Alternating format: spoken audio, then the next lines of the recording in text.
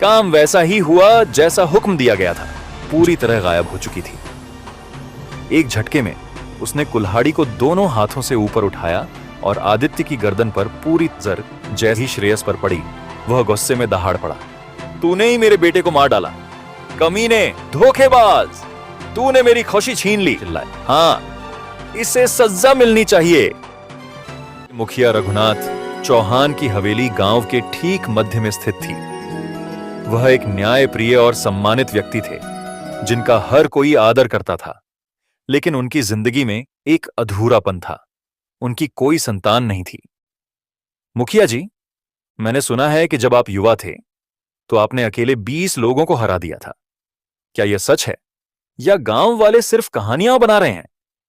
रघुनाथ, बेटा, अगर मैं कहूं कि यह सच है तो तू मानेगा, लेकिन असली ताकत सिर्फ शारीरिक नहीं होती, बल्कि मन और बुद्धि से भी होती है। जब मैं युवा था तो सिर्फ अपनी ताकत पर निर्भर था, लेकिन समय ने सिखाया कि सच्चा योद्धा वही होता है जो अपनी बुद्धि से हर युद्ध जीत सके। श्रेयस, तो क्या इसका मतलब यह हुआ कि मैं भी एक योद्धा बन सकता हूं? अगर मेहनत करूं तो क्या मैं भी कभी आपकी तरह शक्तिशाली बन सकता हूं, या फिर यह सिर्फ भाग्य वालों को ही मिलता है? बिल्कुल श्रेयस, शक्ति सिर्फ शरीर में नहीं होती, बल्कि सच्ची शक्ति तेरे इरादों में होती है। अगर तेरा इरादा सही है, तेरा दिल साफ है और तू मेहनत करने के लिए तैयार है, तो तुझे इस दुनिया में कोई नहीं रोक सकता। लेकिन एक योद्धा बनने के लिए सिर्फ शक्ति काफी नहीं होती, तुझे धैर्य और सच्चाई का दामन भी पकड़कर रखना होगा। श्रेयस उनकी बातों को ध्यान से सुन रहा था। यह पहली बार नहीं था जब मुखिया जी ने उसे जीवन की सीख दी थी, लेकिन आज उनकी आंखों में कुछ और था। एक उम्मीद, एक विश्वास। देविका, जो यह सब दूर से देख रही थीं, हाथ में गुड़ और दूध लेकर उनके पास आईं। देविका, रघुनाथ जी, आप इस लड़के को रोज ज्ञान बांटते रहते हैं, लेकिन इसे ताकतवर बनाने के लिए शरीर में ऊर्जा भी चाहिए। अगर इसे योद्धा बनाना है तो इसे पहले अच्छी तरह खिलाना भी पड़ेगा। लो बेटा, ये दूध और गुड़ खा लो, फिर देखो कैसे तेरे शरीर में नई ताकत आ जाती है। श्रेयस, लेकिन मां कहती हैं कि पहले बड़ों को खाना चाहिए। मैं बाद में खा लूंगा, आप लोग पहले खाइए। मुझे अच्छा नहीं लगेगा कि मैं पहले खाऊं और आप लोग इंतजार करें। देविका, बेटा, जब कोई अपने पूरे दिल से किसी को खिलाना चाहता है तो उसे इन बातों की चिंता नहीं करनी चाहिए। मां बनने के लिए खून का रिश्ता जरूरी नहीं होता, स्नेह और अपनापन ही असली रिश्ता होता है। आज से तू मेरे लिए किसी और का बेटा नहीं, बल्कि मेरा अपना बेटा है। श्रेयस की आंखों में एक अलग चमक आ गई। उसने मुस्कुराते हुए देविका के हाथ से दूध और गुड़ लिया और धीरे धीरे खाने लगा। रघुनाथ और देविका की आंखों में उसे लेकर स्नेह और गर्व साफ झलक रहा था। लेकिन यह सुखद क्षण ज्यादा देर नहीं रहने वाला था। रघुनाथ का सौतेला भाई, वह यह सब देख रहा था और उसकी आंखों में जलन थी। तो अब यह लड़का मेरा सबसे बड़ा दुश्मन बनने जा रहा है। पहले ही यह गांव में काफी लोकप्रिय हो चुका है और अब भाई साहब भी इसे अपने परिवार का हिस्सा बना रहे हैं। अगर ऐसा चलता रहा तो एक दिन यह शिवपुर का उत्तराधिकारी बन जाएगा और मैं हमेशा के लिए अंधेरे में रह जाऊंगा। उसकी आंखों में क्रूरता और घृणा थी। नहीं, मैं इसे होने नहीं दूंगा। यह लड़का अगर मेरा रास्ता रोक रहा है तो इसे हटाना ही पड़ेगा, लेकिन सीधे हमला करने से कुछ नहीं होगा। पहले इसे गिराना होगा, बदनाम करना होगा और फिर इसका नाम मिटा देना होगा। यह लड़का कब से मेरे भाई के इतने करीब आ गया? पहले तो सिर्फ एक नौकर का बेटा था और अब देखो मेरे ही भाई का सबसे चहेता बन चुका है। अगर ऐसा ही चलता रहा तो एक दिन यह लड़का मेरी जगह ले लेगा। नहीं, ऐसा कभी नहीं होने दूंगा। उसके पीछे खड़ा रुद्रपाल, जो हमेशा उसकी साजिशों में उसका साथ देता था, उसने अपने मालिक को पहले कभी इतना गुस्से में नहीं देखा था। मालिक, तो फिर इस लड़के से हमेशा के लिए छुटकारा पा लेते हैं। अगर वही नहीं रहेगा तो ना आपका कोई दुश्मन रहेगा ना कोई और वारिस। हां, यही करना होगा। इसे खत्म करना ही एकमात्र रास्ता है। लेकिन सुन, इसे ऐसे नहीं मरवाना कि लोगों को शक हो। यह ऐसा हादसा लगना चाहिए कि गांव वाले इसे सिर्फ एक दुर्घटना समझें। रुद्रपाल मुस्कुराया। वह जानता था कि उसके मालिक के दिमाग में एक खतरनाक योजना जन्म ले चुकी थी। मालिक, कैसे मरवाना है?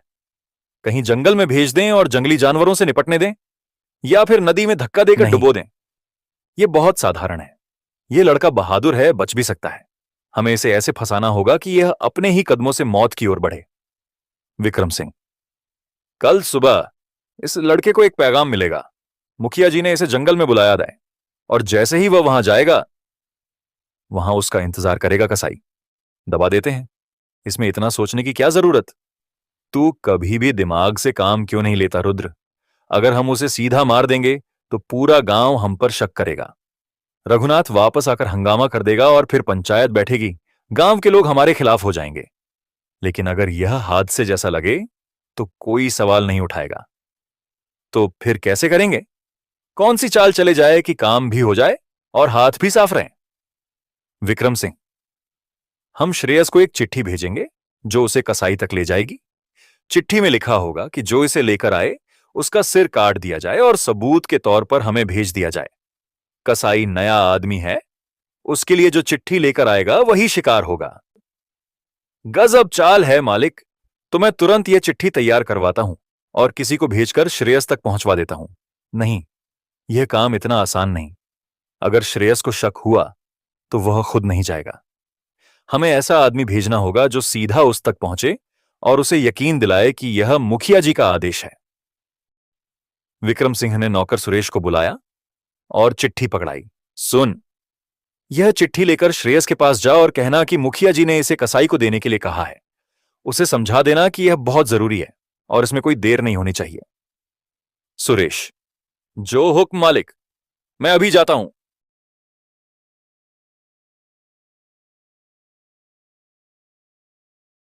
श्रेयस, ये मुखिया जी ने दी है।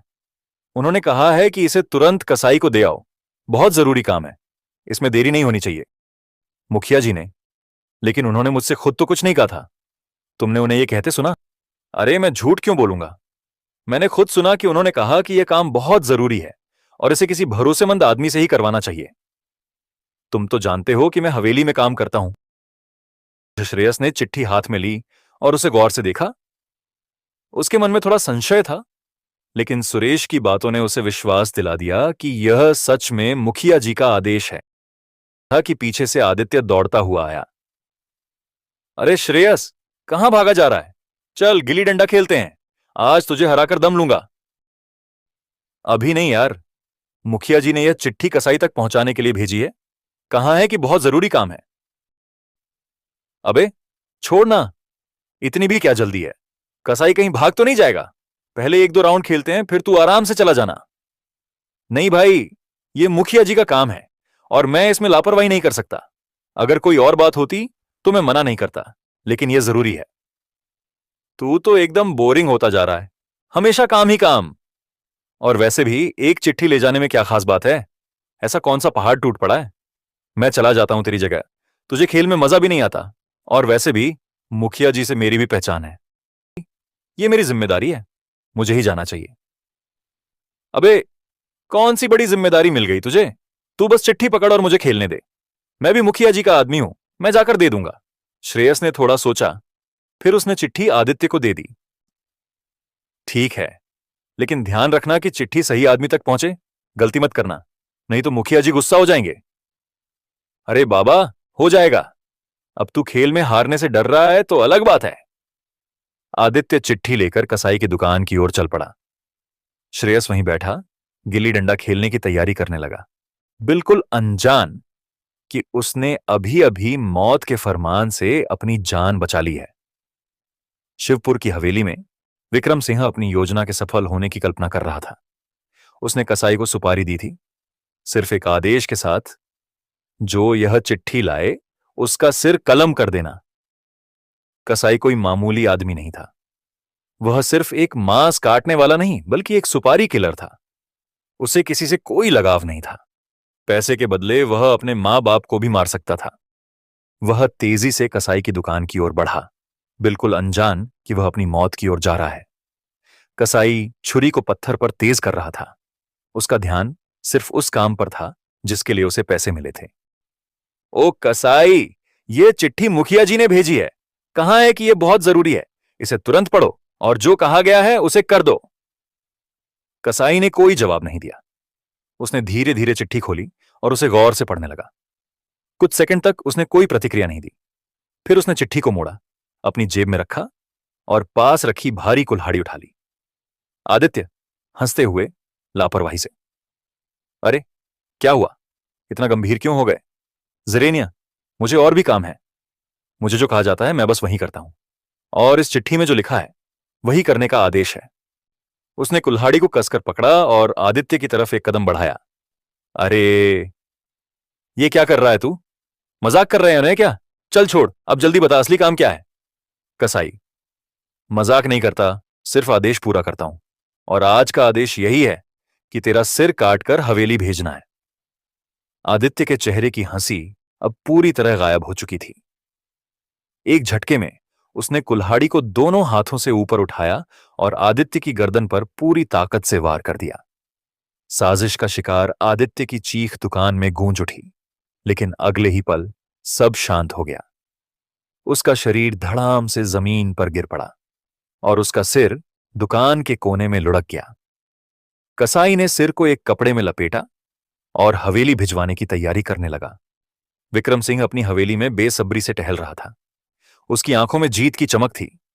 आज उसका रास्ते का सबसे बड़ा कांटा श्रेयस हमेशा के लिए मिट चुका था, जिस पर एक कपड़ा ढका हुआ था। थाली के किनारों से ताजा खून टपक रहा था। आगे बढ़ा और गहरी आवाज में बोला, सब कुछ ठीक से हो गया ना? कोई गवाह तो नहीं बचा? मैंने कहा था कि मुझे सिर चाहिए ताकि मैं देख सकूं कि काम पूरा हुआ। कसाई ने हल्की हंसी के साथ सिर हिलाया, निर्दयी स्वर में, काम वैसा ही हुआ जैसा हुक्म दिया गया था। जो चिट्ठी लाया था उसी का सिर काटकर लाया हूं। विक्रम सिंह ने थाली के किनारे से खून की धार को टपकते हुए देखा, फिर एक झटके में कपड़ा हटा दिया। थाली में पड़ा सिर देख विक्रम सिंह की आत्मा कांप उठी। थाली में रखा सिर श्रेयस का नहीं था, वह सिर आदित्य का था, विक्रम सिंह के अपने बेटे का। नहीं, ये क्या कर दिया तूने? ये कैसे हो सकता है? कसाई बिना किसी भाव के खड़ा रहा। कसाई सिर्फ एक शब्द बोलते हुए, तूने ही कहा था जो चिट्ठी लाए उसका सिर काट दो, बस हुक्म पूरा किया है। विक्रम सिंह के हाथ कांपने लगे। उसने खुद अपने बेटे की हत्या करवा दी थी। तभी हवेली के गेट पर आहट हुई। श्रेयस गांव वालों के साथ वहां खड़ा था। विक्रम सिंह की नजर जैसे ही श्रेयस पर पड़ी, वह गुस्से में दहाड़ पड़ा। विक्रम सिंह का प्रचंड गुस्सा, तू जिंदा कैसे है श्रेयस? तूने ही मेरे बेटे को मार डाला। कमीने, धोखेबाज, तूने मेरी खुशी छीन ली। मैं तुझे जिंदा नहीं छोड़ूंगा। श्रेयस की आंखों में कोई डर नहीं था। मैं तेरे बेटे को क्यों मारूंगा? तूने अपने ही हाथों अपनी मौत का कुआं खोदा है। अगर मुझे मारने की साजिश न रची होती तो आज तेरा बेटा जिंदा होता। यह तेरा लालच था जिसने तुझे अंधा कर दिया, और अब उसका अंजाम तेरे सामने है। विक्रम सिंह की आंखें गुस्से और पछतावे से लाल हो गईं। उसने अपने चारों ओर देखा, लेकिन अब उसके पास कोई भी नहीं था जो उसे बचा सके। श्रेयस ने आदित्य को नहीं मारा, तुझे अपने लालच ने मारा। तेरी चालबाजियों ने तुझे इस मुकाम तक पहुंचाया। तेरा अहंकार, तेरी साजिश, तेरी क्रूरता, इन्हीं सब ने तेरा बेटा छीन लिया। विक्रम सिंह की आंखें फटी की फटी रह गईं।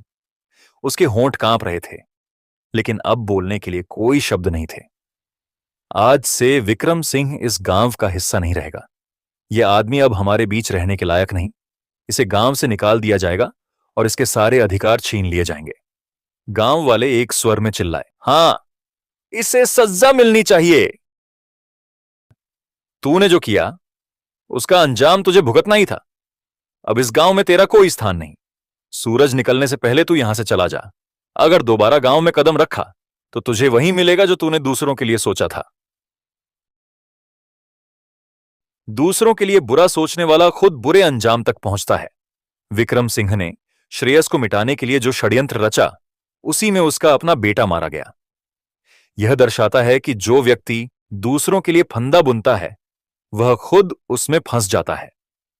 लालच और अहंकार इंसान को अंधा बना देता है। विक्रम सिंह अपनी सत्ता और ताकत के लालच में इतना अंधा हो गया था कि उसने अपने ही बेटे की जान खतरे में डाल दी। धन, दौलत और ताकत की भूख इंसान को इंसानियत से दूर कर देती है और अंत में उसे बर्बाद कर देती है। बुराई की जड़ें जितनी भी गहरी हों, सच का सूरज उन्हें जला देता है। भले ही विक्रम सिंह ने बड़ी चालाकी से अपना जाल बुना था, लेकिन सत्य की रोशनी के आगे उसकी सारी साजिशें धरी रह गईं। देर सवेर सच्चाई सामने आ ही जाती है। न्याय की शक्ति सबसे बड़ी होती है। गांव के लोग जब अन्याय के खिलाफ खड़े हुए तो विक्रम सिंह जैसा ताकतवर इंसान भी अकेला और असहाय पड़ गया। जब समाज अन्याय को स्वीकार नहीं करता तो बुरे लोग बच नहीं सकते। जो अपने ही परिवार से विश्वासघात करता है उसे दुनिया में कहीं शांति नहीं मिलती। विक्रम सिंह ने अपने ही भाई समान मुखिया के साथ छल किया। गांव की भलाई के लिए श्रेयस जैसे नेक दिल इंसान को मिटाने की कोशिश की और अपने स्वार्थ में अंधे होकर अपने ही बेटे को मौत के मुंह में धकेल दिया। ऐसे इंसान को जीवन भर सिर्फ पछतावा और अपमान ही मिलता है। बदले की आग में जलने वाला खुद राख बन जाता है।